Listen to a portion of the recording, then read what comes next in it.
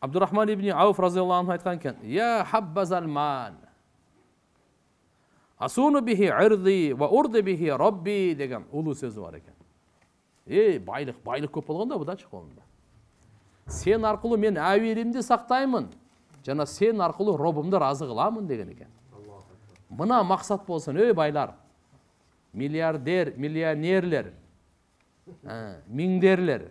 Мына бізде мақсат ақша тапқандан әуелімізді сақташ болсын.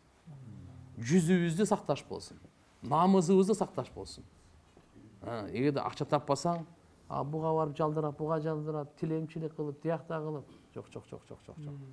Анандай болбасын дейді.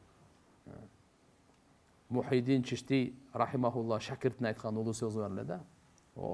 Жетіп қалған алдағы бір кіші. Айтқан екен, сен ертеменен мындай қыласың деп тұр. Тәрбияда елден тілемшілік қыласың, кешке шейін қанша ақша тапсаң, бардың қайра кірбестен тұрып сарптайсың деп.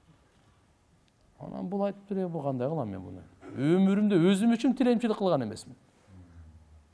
Қанша тілемшілік қылам мен? Нәпсі қалап айтты ана.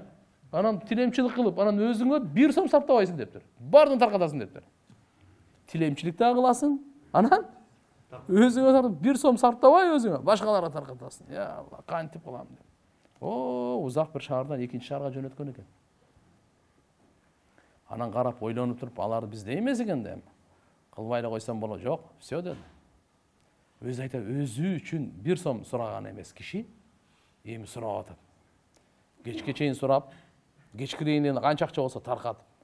Ертесі күні ушунча адам, кафырлар, индустар келген екен исламды қабылданамыз деп. Я Алла, бұл шейхімдің айтқан сөзін қарашы деп. Қайсы шаардан келсе, ошо шаарға қарап, ассаламу алейкум шейхим деп салам берген екен. Сіздің берекеңізден бұлар депші.